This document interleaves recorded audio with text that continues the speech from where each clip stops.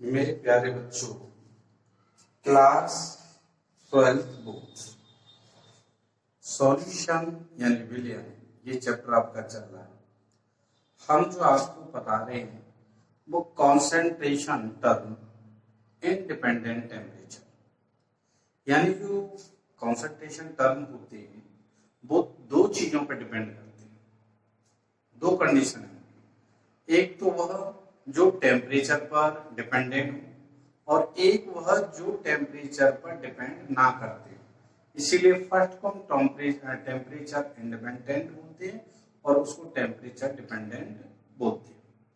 तो इसी स्टेप में मैं आगे बढ़ रहा हूँ। कल मैंने आपको नॉर्मलिटी और relation between normality and molarity and the derived the formula of normality, यानी नॉर्मलिटी का फार्मूला हमने बताया था।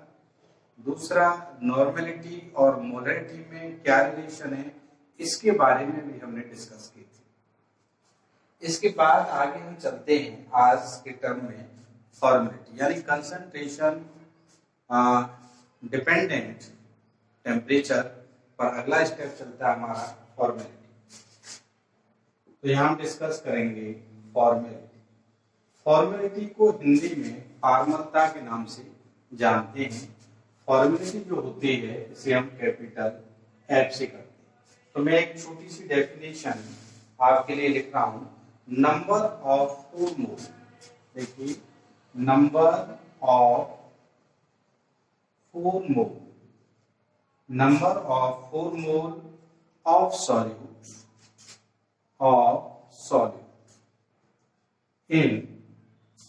in per liter volume of solution, in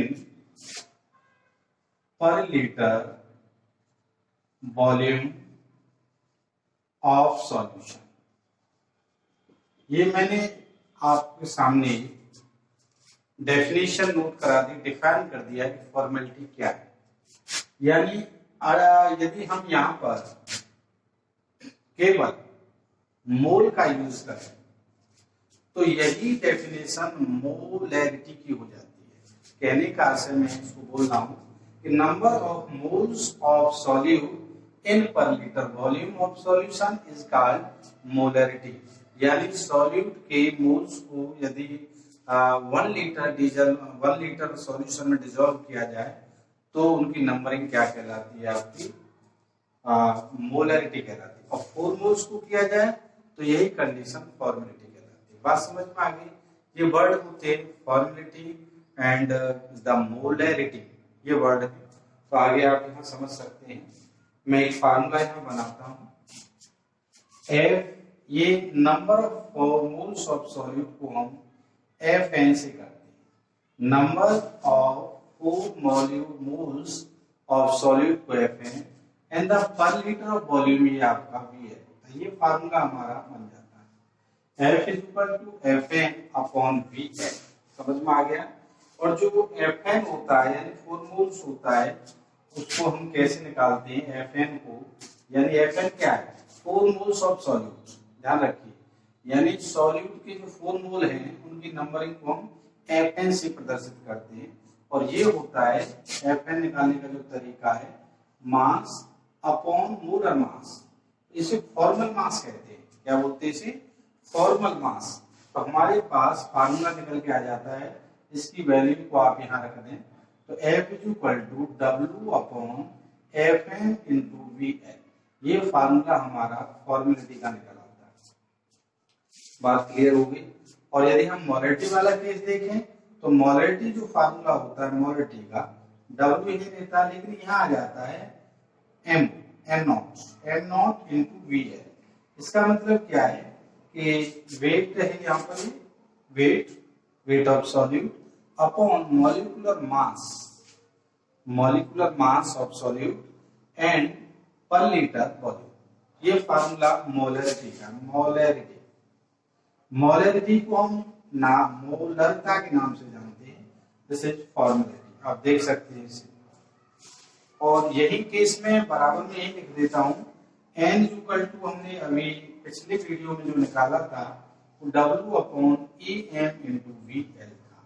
ये N का फॉर्मूला था। अब तक हमें यहाँ पर आपके सामने जो बोर्ड पे लिखा हुआ है वो क्या है, फॉर्मेलिटी है, मोलरिटी है और नॉर्मेलिटी है, यानी कंसंट्रेशन टर्म है।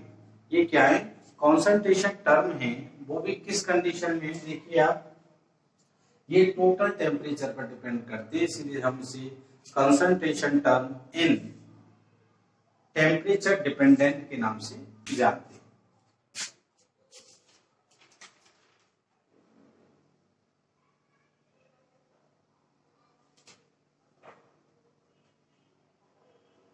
दूसरा, ये जो एक चीज और मैं आपको बता रहा हूं, एक लिखा हुआ है एम नॉट, सॉरी ये क्या लिखा हुआ है, एम नॉट, और ये जो एफ एम है, एफ एम को हम जो है ऑब्जर्व मॉलिक्यूलर मास कहते हैं,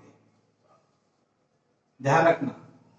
और जो ये मॉलिक्यूलर मास है ये आपका थ्योरेटिकल मॉलिक्यूलर मास, ध्यान रखना, ये थ्योरेटिकल मॉलिक्यूलर मास है और वो क्या है आपका ऑब्जर्व मॉलिक्यूलर मास। ऐसा कैसे होता है, क्या मतलब इन दोनों में, तो ये चीजें हमें सीखना बहुत जरूरी है। यानी एम नॉट भी मॉलिक्यूलर मास है और एफ एम भी मॉलिक्यूलर मास ही है, लेकिन एफ एम जो है ऑब्जर्व मॉलिक्यूलर मास है और एम नॉट जो है आपका थ्योरेटिकल मॉलिक्यूलर मास है। थ्योरेटिकल तो आप डायरेक्ट लगा सकते हैं, जैसे मैंने बोल दिया H2, इसका थ्योरेटिकल मॉलिक्यूलर मास क्या हो जाएगा 16 + 2 = 18, ये तो थ्योरेटिकल मास हो गया इसका। ऑब्जर्व मास क्या होता है, ये चीज हमारी समझ में आनी चाहिए। ऑब्जर्व मास के लिए क्या करते हैं, जैसे हमने बेंजोइक एसिड लिया, ध्यान देना, हमने बेंजोइक एसिड लिया और उस बेंजोइक एसिड को डिसॉल्व किया बेंजीन में, तो क्या होता है, उस बेंजोइक एसिड का या एसिटिक एसिड का या कोई भी एसिड लेते हैं जो बेंजीन से रिएक्ट करता है तो उसका डायमराइजेशन हो जाता है। डायमराइजेशन का मतलब है कि बेंजोइक एसिड दिखने में तो 1 मॉलिक्यूल दिखाई दे रहा है, लेकिन जैसे ही बेंजीन से रिएक्ट करता है तो उसके 2 मॉलिक्यूल हो जाते हैं। हम ये कह सकते हैं अपने सिंपल वर्ड में कि जो ऑब्जर्व्ड मॉलिक्यूलर मास होता है वो थ्योरेटिकल मॉलिक्यूलर मास का जस्ट डबल होता है, 2। बात समझ में आ गई? तो ये चीज हम यहाँ बताने जा रहे हैं आपको। तो देखिए, ये मैं एक रिलेशन निकालता हूँ, आप यहाँ थोड़ा सा ध्यान दें। मैं यहाँ बताना चाह रहा हूँ कि F/m, m यानी मोलरिटी, F की वैल्यू W/Fm × VL अपॉन इसकी W/m0 × VL। तो यहाँ W से W कैंसिल और VL से VL कैंसिल, तो ये कहाँ चला जाएगा, यानी F m/m/o/Fm। Fm मैंने आपको बताया था ये ऑब्जर्व है, यानी कि MO/MOS ऐसे कह सकते हैं, MOS भी ऑब्जर्व, सॉरी MO, इसे हम ऑब्जर्व मॉलिक्यूलर मास के नाम से जानते हैं। ध्यान रखिए, तो हमारे पास जो रिलेशन निकल के आ गया है वो ये रिलेशन निकल के आ गया है कि ये जो आया यानी कि F/m = molecular mass theoretical and observe molecular mass, ये फार्मूला हमारा निकल के आया। देखना, ये फार्मूला हमारे पास आया है निकल के। अब क्या होता है, एक चीज ध्यान रखिए, यदि theoretical molecular mass upon observe molecular mass, इसकी जो वैल्यू होती है वो इक्वल होती है I की। I क्या होता है, ये होता है 1/2 फैक्टर। क्या होता है, 1/2 फैक्टर, हिंदी में इसे 1/2 गुणक के नाम से जानते हैं। इसीलिए हमारे पास जो फार्मूला डायरेक्ट होके आ गया, देखिए आपको यहाँ थोड़ा सा, एक मिनट देखिए, इसी चीज को मैं यहाँ दे सकता हूं कि F = I × m। यहाँ देखिए फार्मूले से ये इक्वल वैल्यू I की हो गई तो इसमें क्रॉस मल्टीप्लाई हो जाएगा, यानी फॉर्मेलिटी इक्वल होती है 1/2 फैक्टर × मोलरिटी। ये हो गया relation between molarity and formality. बहुत आता है, बहुत इस पे नहीं निकल आते, लेकिन अब आपकी न्यू सिलेबस को जो अपडेट किया है इसमें से वांट ऑफ फैक्टर से रिलेटेड क्वेश्चनों को डिलीट कर दिया गया है। वैसे भी नॉर्मल से हमें समझना चाहिए, काफी इम्पोर्टेंट। तो ये पॉइंट आपका क्लियर हो गया। मैंने आपको बता दिया कि ऑब्जर्व मॉलिक्यूलर मास में और थ्योरेटिकल मॉलिक्यूलर मास में, जैसे हम किसी एसिड को बेंजीन में यदि डिसॉल्व करते हैं तो उसमें डायमराइजेशन का प्रोसेस पाया जाता है। डायमराइजेशन का मतलब होता है कि थ्योरेटिकल यदि 1 है तो यहाँ ऑब्जर्व जो होगा वो जस्ट डबल होगा। बात समझ में आ गई? तो ये पॉइंट हमारा यहाँ निकल के आता है। ये पॉइंट हमारा क्लियर हो गया, देख लीजिए। अब इसी में मैं थोड़ा आगे बढ़ता हूं। ये था फॉर्मेलिटी एंड मोलिटी के विषय में। ये सभी टर्म अभी टेम्परेचर डिपेंडेंट चल रहे हैं, ताप पर निर्भर कर रहे हैं, टेम्परेचर पर डिपेंडेंट है जो टॉपिक चल रहे हैं। अभी इंडिपेंडेंट पार्ट को मैंने नहीं लिया है, इसी में अभी थोड़ा सा रह जाता है। देखिए, पर पार्ट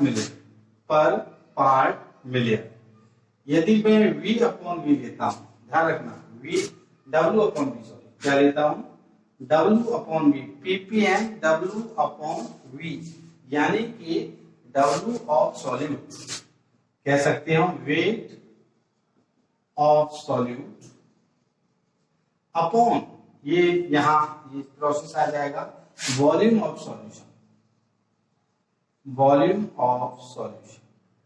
अब ये क्या है, इस केस में हम क्या करते हैं, इसे ml में लेते हैं और इसे आप ग्राम में लेते हैं। ध्यान रखना, इसे किसे लेते हैं, ग्राम, इसी में मल्टीप्लाई कर देते हैं 10 की पावर। इतना ध्यान रखिए, मैं आपको फिर भी बता रहा हूं, यदि ppm हम ले रहे हैं तो इंटू 10 की पावर 6 करेंगे फार्मूले में।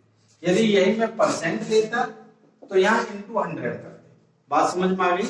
यदि मैं इसी को W अपॉन V लेता तो ये प्रोसेस सेम रहती, W वही रहता वेट ऑफ सॉल्यूट और V वही रहता वॉल्यूम ऑफ सॉल्यूशन, लेकिन यहाँ इंटू 100 होता यदि परसेंट लेते हैं।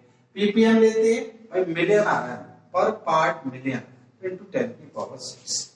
और इसी केस को हम यहाँ ppm V अपॉन V लेते हैं, इस स्टेप में लेते हैं तो वेट की जगह क्या हो जाएगा आपका, वॉल्यूम ऑफ सॉल्यूट।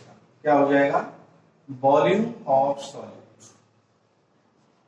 सॉल्यूट ये ml में हो जाएगा upon volume of solution, volume of solution ये ml में और यहाँ 10 की पावर 6। ये ppm V अपॉन V के केस में। बात समझ में आ गई? अब तक मैं आपको टेम्परेचर डिपेंडेंट जो कंसंट्रेशन की टर्म है वो सभी एक्सप्लेन कर चुका। अब मैं आपको बताऊंगा टेम्परेचर इंडिपेंडेंट, जो टेम्परेचर पर डिपेंड नहीं करते हैं, उन कंसंट्रेशन जो टर्म है, यानी जो सांद्रता में आने वाले पद है, उनके विषय में मैं आपको बताऊंगा। तो यहाँ इसको आप क्लियर कर लेंगे, देख लें।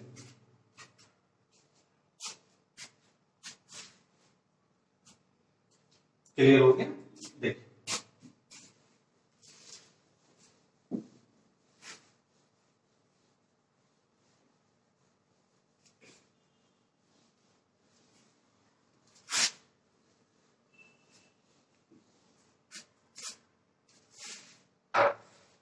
अब हम चलेंगे concentration term in temperature dependent, जो टेम्परेचर पर डिपेंड करते हैं उसके बारे में, यानी कि जो टेम्परेचर भी ताप पर निर्भर करते हैं, सांद्रता के उन पदों की हम डिस्कस करेंगे। तो इसमें पहला पद आ जाता है मोल फ्रैक्शन। क्या आ जाता है, मोल फ्रैक्शन। हिंदी में इसे मोल प्रभाज के नाम से जानते हैं और एक्स से शोइंग करते हैं, मोल फ्रैक्शन। मोल फ्रैक्शन में हम एक स्टेप निकालते हैं। मोल में सॉल्यूट के मोल होते हैं और सॉल्वेंट के मोल होते हैं। तो मैं आपकी तरफ से सॉल्यूट के जो मोल हैं उसको मान लेता हूं A, और जो सॉल्वेंट के मोल हैं उसको मान लेता हूं B। तो मेरे पास नेट जो क्या नाम है आपका, नेट मोल आएंगे, नेट मोल को हम कह सकते हैं एनटी इज इक्वल टू हो जाएगा, मैंने इसको सॉल्यूट के मोल को माना एन प्लस सॉल्वेंट के मोल को एन बी। मेरे पास नेट मोल की नंबरिंग के लिए फार्मूला ये आ गया, देख लीजिए आप, ये चीज हमारे पास है। अब क्या है, मोल फ्रैक्शन निकालना है। तो मोल फ्रैक्शन का फार्मूला क्या होता है, देखिए, मोल फ्रैक्शन ऑफ सॉल्यूट, यदि सॉल्यूट का मोल निकालना है, किसका निकालना है, मोल फ्रैक्शन ऑफ सॉल्यूट, समझ में आया। तो क्या निकालना है इसके लिए, इसको मानेंगे हम, सॉल्यूट का निकालना है, तो सॉल्यूट की क्वांटिटी को हमने क्या माना है, ए, तो X A is equal to क्या होता है, यहाँ आ जाएगा mole number, solute mole number, यानी कि moles of solute upon net solute, net जो है मोल सॉल्यूट। अब यही मोल फ्रैक्शन ऑफ सॉल्वेंट निकालना होगा आपको, तो सॉल्वेंट को हमने क्या डिनोट किया, बी से किया है, तो यहाँ क्या हो जाएगा, बी अपॉन एन टी। ये हमारे पास फार्मूले, हिंदी में मोल फ्रैक्शन यानी विलेय का मोल फ्रैक्शन निकालना, तो विलेय की मोल संख्या अपॉन कुल मोल की संख्या, और विलायक का निकालना, तो विलायक की मोल की संख्या अपॉन कुल मोल की संख्या।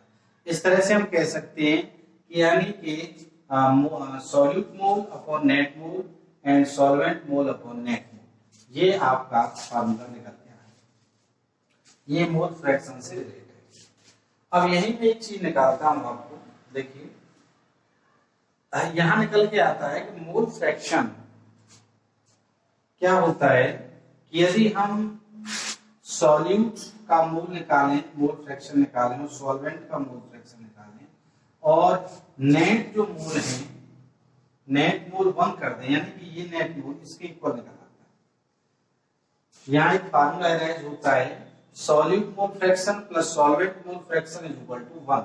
तो मैं यहाँ निकाल सकता हूँ कि solvent mole fraction is equal to 1 minus solute mole fraction. ये हमारा फार्मूला नया यहाँ पर निकल के आ गया। क्लियर हो गया, देख लीजिए आप, बात समझ में आ गई।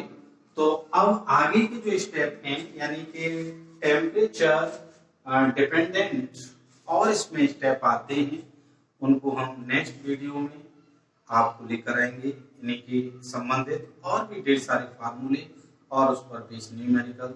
तब तक थैंक यू, नमस्कार।